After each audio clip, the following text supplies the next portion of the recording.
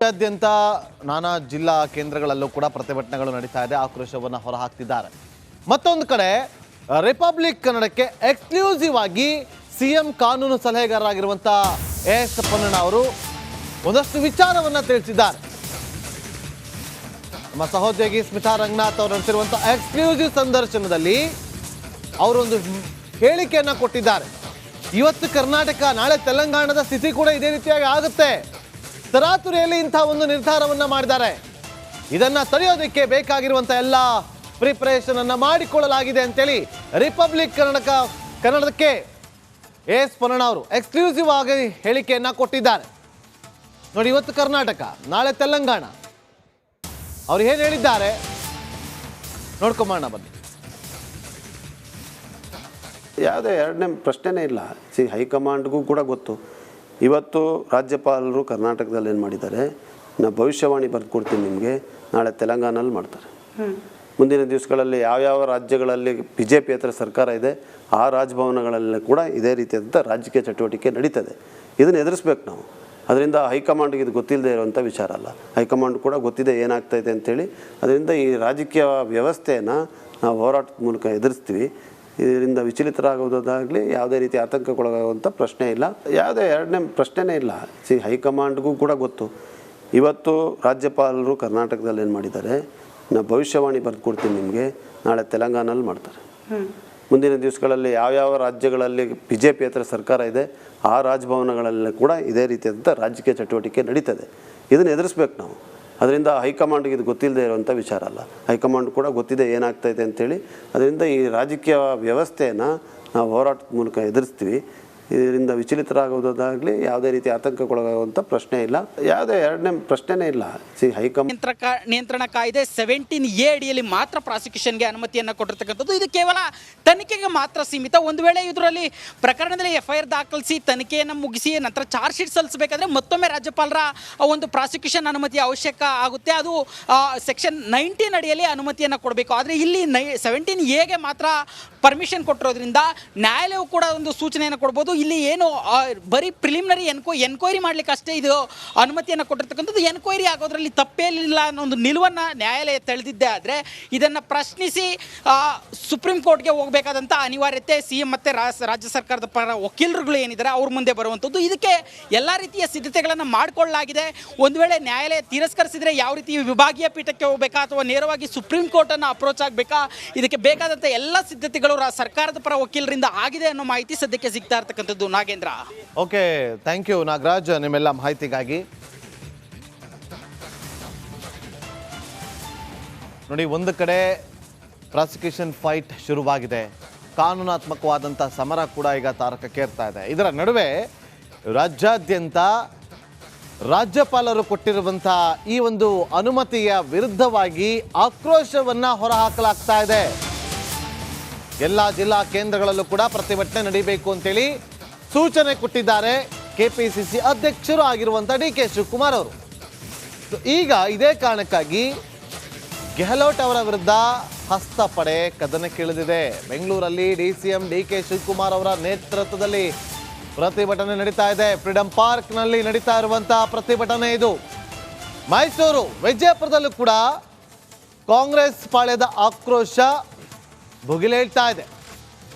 ಒಂದು ಕಡೆ ಚಿತ್ರದುರ್ಗದಲ್ಲಿ ಗಮನಿಸಿದ್ವಿ, ಮಂಡ್ಯದಲ್ಲೂ ಕೂಡ ಗಮನಿಸಿದ್ವಿ, ಮೈಸೂರಲ್ಲೂ ಕೂಡ ಪ್ರತಿಭಟನೆ ನಡೀತಾ ಇದೆ. ಈಗ ಫ್ರೀಡಂ ಪಾರ್ಕ್ನಲ್ಲೂ ಕೂಡ ಪ್ರತಿಭಟನೆ ನಡೀತಾ ಇರುವಂತ ದೃಶ್ಯವನ್ನ ಗಮನಿಸ್ತಾ ಇದ್ರಿ. ಈ ಪ್ರತಿಭಟನೆ ನಡೀತಾ ಇರೋದು KPCC ಅಧ್ಯಕ್ಷರಾಗಿರುವಂತ DK ಶಿವಕುಮಾರ್ ಅವರ ನೇತೃತ್ವದಲ್ಲಿ ನಡೀತಾ ಇರುವಂತ ಪ್ರತಿಭಟನೆ. ಆಕ್ರೋಶವನ್ನ ಹೊರಹಾಕಲಾಗ್ತಾ ಇದೆ. ಒಂದು ಕಡೆ ಕಾನೂನು ಬಾಹಿರವಾಗಿ ಅಂತ ಹೇಳಿ ಪ್ರಶ್ನೆಗಳು ಉದ್ಭವ ಆಗ್ತಾ ಇದೆ. ತರಾತುರಿಯಲ್ಲಿ ಈ ರೀತಿಯಾಗಿ ಅನುಮತಿಯನ್ನು ಕೊಟ್ಟಿದ್ದಾರೆ ಅಂತೇಳಿ ಕಾನೂನು ತಜ್ಞರು ಕೂಡ ಹೇಳಿಕೆಗಳನ್ನು ಕೊಡ್ತಿದ್ದಾರೆ. ಅಷ್ಟೇ ಅಲ್ಲದೆ ಪೊನ್ನಣ್ಣ ಅವರು ರಿಪಬ್ಲಿಕ್ ಕನ್ನಡದ ವಿಶೇಷ ಸಂದರ್ಶನದಲ್ಲೂ ಕೂಡ ಎಕ್ಸ್ಕ್ಲೂಸಿವ್ ಆಗಿ ಇದೇ ವಿಚಾರವನ್ನು ಪ್ರಸ್ತಾಪ ಮಾಡಿದ್ರು. ಈಗ ಈ ವಿಚಾರವನ್ನು ಮುಂದಿಟ್ಟುಕೊಂಡು ಕಾಂಗ್ರೆಸ್ ಪಾಳ್ಯ ರಾಜ್ಯಪಾಲರ ವಿರುದ್ಧ ಪ್ರತಿಭಟನೆಗೆ ಧುಮುಕಿದೆ. ಅದೇ ರೀತಿಯಾಗಿ ಎಲ್ಲ ಜಿಲ್ಲಾ ಕೇಂದ್ರಗಳಲ್ಲೂ ಕೂಡ ಕಾಂಗ್ರೆಸ್ ಕಾರ್ಯಕರ್ತರು ಪ್ರತಿಭಟನೆಯನ್ನ ಮಾಡ್ತಾ ಇದ್ದಾರೆ. ನೋಡಿ ಯಾವ ಯಾವ ಭಾಗದಲ್ಲಿ ಹೇಗೆ ಪ್ರತಿಭಟನೆ ನಡೀತಾ ಇದೆ ಅಂತೇಳಿ ಈಗ ನೀವು ನಮ್ಮ ಸ್ಕ್ರೀನ್ ಮೇಲೆ ಗಮನಿಸ್ತಾ ಇದ್ದೀರಿ. ಒಂದು ಕಡೆ ದೃಶ್ಯ ಒಂದು, ಅದು ಚಿತ್ರದುರ್ಗದಲ್ಲಿ ಟೈರ್ಗೆ ಬೆಂಕಿ ಹಚ್ಚಿ ಆಕ್ರೋಶವನ್ನು ಹೊರಹಾಕಿರೋದು. ಮತ್ತೊಂದು ಕಡೆ ಬೆಂಗಳೂರಿನ ಫ್ರೀಡಂ ಪಾರ್ಕ್ನಲ್ಲಿ ನಡೀತಾ ಇರುವಂಥ ಪ್ರತಿಭಟನೆ. ಮತ್ತೊಂದು ಕಡೆ ರಾಜ್ಯಪಾಲರ ಫೋಟೋಗೆ ಮಂಡ್ಯದಲ್ಲಿ ಅದು ಫೋಟೋಗೆ ಬೆಂಕಿಯನ್ನು ಹಾಕಿ ಪ್ರತಿಕೃತಿಯನ್ನು ದಹಿಸಿ ಅವರು ಆಕ್ರೋಶವನ್ನು ವ್ಯಕ್ತಪಡಿಸಿದ್ದಾರೆ. ಮತ್ತೊಂದು ಕಡೆ ವಿಜಯಪುರದಲ್ಲಿ ರಸ್ತೆಯನ್ನು ತಡೆದು ಅಲ್ಲಿ ಪ್ರತಿಭಟನೆಯನ್ನು ಮಾಡ್ತಾ ಇದ್ದಾರೆ. ಈ ರೀತಿಯಾಗಿ ಆಕ್ರೋಶಗಳು ಬೊಳಗಿಲೇಳ್ತಾ ಇದೆ. ವಿಜಯಪುರದಲ್ಲಿ ನೋಡಿ, ಇಲ್ಲಿ ಡೊಳ್ಳು ಕುಣಿತ ಮಾಡೋ ಮೂಲಕ ಆಕ್ರೋಶವನ್ನು ಹೊರ ಹಾಕ್ತಾ ಇದ್ದಾರೆ.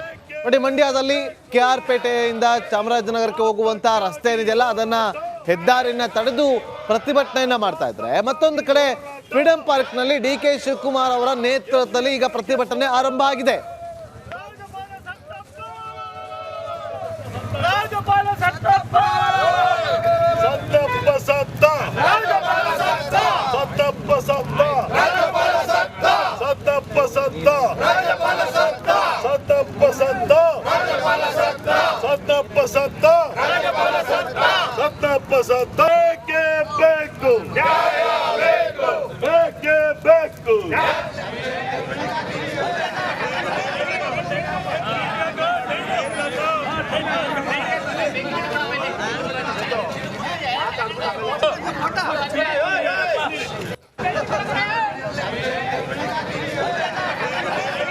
ಈಗ ಫ್ರೀಡಂ ಪಾರ್ಕ್ನಲ್ಲಿ ನಡೀತಾ ಇರುವಂಥ ಪ್ರತಿಭಟನೆ, ಅದರ ನೇತೃತ್ವವನ್ನು ವಹಿಸಿರೋದು DCM DK ಶಿವಕುಮಾರ್ ಅವರು. ಅಲ್ಲಿಂದ ನಮ್ಮ ಪ್ರತಿನಿಧಿಗಳು ಮಾಹಿತಿಯನ್ನು ಕೊಡ್ತಾ ಇದ್ದಾರೆ, ಕ್ಷಣದ ಅಪ್ಡೇಟನ್ನು ಕೂಡ ಕೊಡ್ತಾ ಇದ್ದಾರೆ. ಈಗ ನಮ್ಮ ಪ್ರತಿನಿಧಿ ಸುರೇಶ್ ಫ್ರೀಡಂ ಪಾರ್ಕ್ನಲ್ಲೇ ಇದ್ದಾರೆ. ಅಲ್ಲಿ ಹೇಗೆ ಪ್ರತಿಭಟನೆ ನಡೀತಾ ಇದೆ ಅಂತೇಳಿ ನಮ್ಮ ಪೊಲಿಟಿಕಲ್ ರಿಪೋರ್ಟರ್ ಬಸವರಾಜ್ ಸಂಪರ್ಕದಲ್ಲಿದ್ದಾರೆ. ಹೇಗೆ ಪ್ರತಿಭಟನೆ ನಡೀತಾ ಇದೆ ಅಂತೇಳಿ ಮಾಹಿತಿಯನ್ನು ಕೊಡೋದಕ್ಕೆ ಈಗ ಜಾಯ್ನ್ ಆಗಿದ್ದಾರೆ. ಬಸವರಾಜ್, ಪ್ರತಿಭಟನೆ ನಡೀತಾ ಇದೆ, ಆದರೆ ಇದು ಎಷ್ಟರ ಮಟ್ಟಿಗೆ ಎನ್ನುವ ಸಕ್ಸಸ್ ಕೊಡುತ್ತೆ ಅನ್ನೋದು ಪ್ರಶ್ನೆ ಆಗುತ್ತೆ.